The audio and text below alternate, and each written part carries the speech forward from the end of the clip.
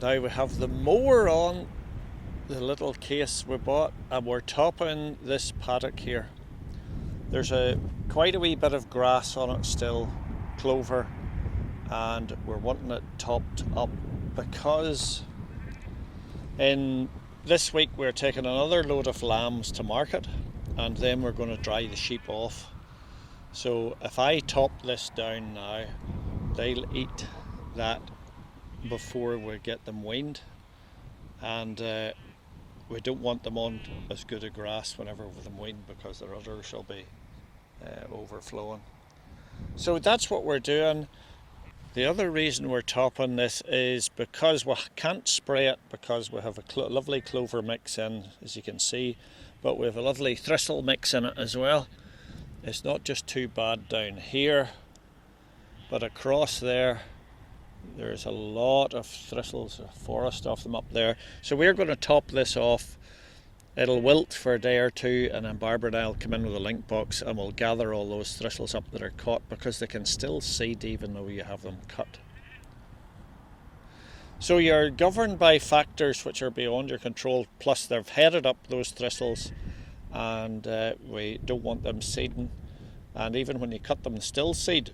So you have to cut them, lift them and burn them. And just in case you're wondering, am I starting a new fashion, I've got my green earplugs in here, and this is them in a wee box.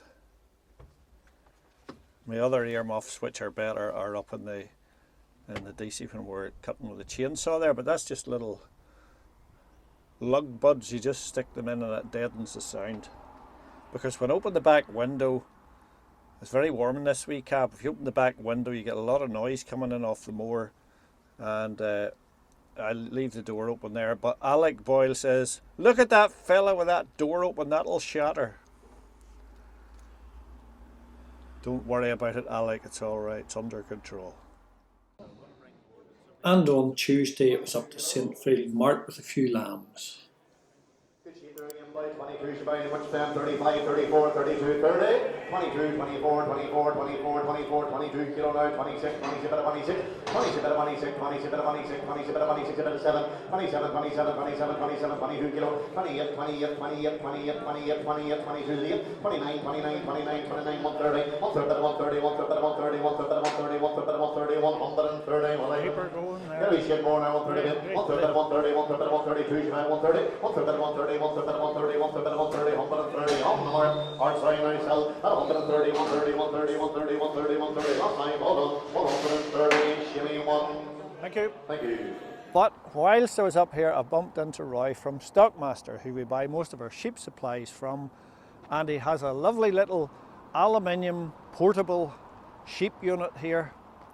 I think there's about 20 gates on it, and your shedding thing up the pad as well, but Roy's going to talk about it himself here better than what I can do. So here we go. Hello, glad to bump into Ivan at St. Field Mart again today. We just have on display our 40 yards 3 metre sheep unit, which is made in New Zealand. A very easy towed unit, a 3-way shedding facility built into it, rubber floor, drop in end gates, lovely road suspension, and very, glides very well behind a Jeep or quad. You can view these online on stockmasteragri.com, or give us a call anytime. We'd be very glad to discuss your requirements. There is a few different size units available. I'm in a field of oats here, and this may well be porridge oats that you will be eating before long. You can see the tinges in the colouring of the corn there. It's just ripening nicely up the back. And I'm looking across at another hill here, and there's a bird scare in it. And the stuff's getting to the stage now, the pigeons, the magpies, crows, everything's in at it as soon as it starts to ripen like that. Now the farmers told me that as I look across this field, the different colours in the crop that you're seeing is with different levels of moisture in the ground, that the valley in front of me here, more moisture, the corn is growing more. And if you look straight ahead, you will see in front of you a sort of a circle there, or a 3/4 of a circle. This was something to do with a Stone Age burial ground, and I have to look into it and to give you more detail on it. Now, the archaeologists are telling us that where people walked, even in the Stone Age, trackways and that, where soil was compacted, crops will grow at different rates. So this is something to do with a Stone Age settlement here, and I will have to look into it and give you better detail at some other time. The man that owns this farm should be telling me this story, or should be telling you the story, should I say, but can I get him to speak on camera? He just will not. And as he has a very high fee, and Sheep on a Shoestring Productions aren't able to afford him. Isn't that lovely? Look at that.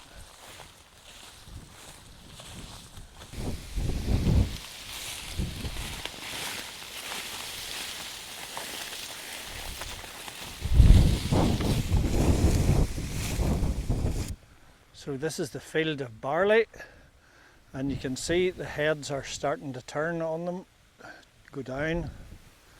So we're about 10 days away or something like that, depending on the weather, before that'll be ready to cut. And this is the bird scare here in the field. I've never actually been up close to one of these.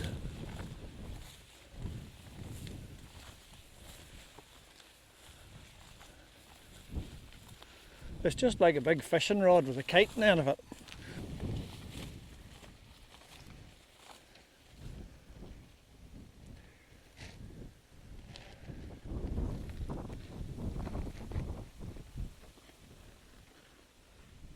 Would make you dizzy, that, trying to follow it. Need to be back off it a bit. I'm having to shield my microphone in my hand here because I'm on the top of a hill and it's windy and we don't want the baffle noise in it. So that's why I'm holding my hand up here. Now, I was doing a little trimming job for a lady here, and perhaps a year and a half ago or thereabouts, she was telling me about a wartime story during the Blitz when she was a little girl, and she's going to relate that to me now. I'm going in to record it. So here we go. Now, this lady is affectionately known to me as Auntie Betty. And it's nothing to do with the fact that she has a beautiful farm on a hillside, rolling hills. No, nothing to do with that at all. It's just through absolute respect for your elders. In 1941, I was 8 years of age, and the Blitz the Germans came over to Blitz Belfast, particularly the aircraft factory and the shipyards. We in Bangor lived in 6 Ranfurly Avenue, and our next door neighbours were Mr. and Mrs. Brune and number 8 Ranfurly. Anyhow, on the night of the Blitz, when the siren went, we all came. My mother brought I was one of 4, she brought the 3 eldest of us downstairs, and we were put into the place below the stairs, which we called the Lucky Hole or the Glory Hole. My youngest brother was only 3, and he was still in bed. She didn't bring him down immediately.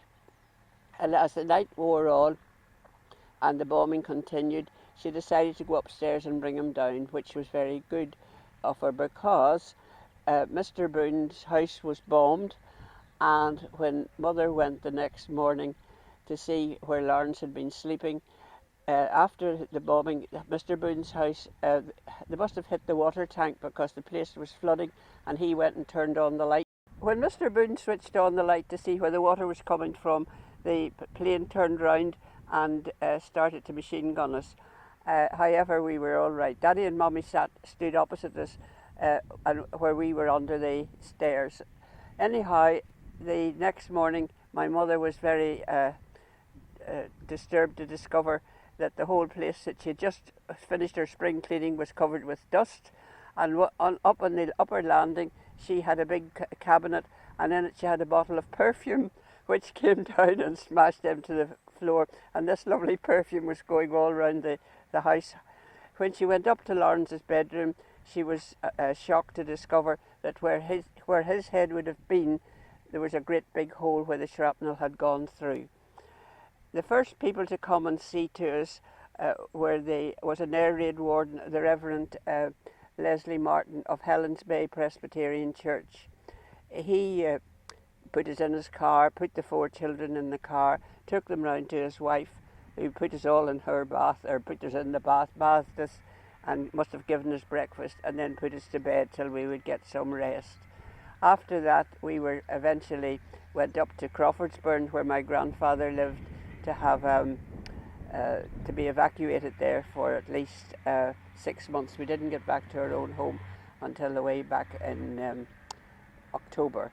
In the meantime, we went to school in the little country school in Crawfordsburn, up the Craig, up that hill out opposite the old inn, and it was crowded with evacuees. And actually, the classroom I was put in was the Masonic Hall. We were moved out everywhere to get us all accommodated, and we were sitting. We didn't do. I can't remember doing very much homework or anything like that. But it was a lovely summer, and we got to know the other children round about.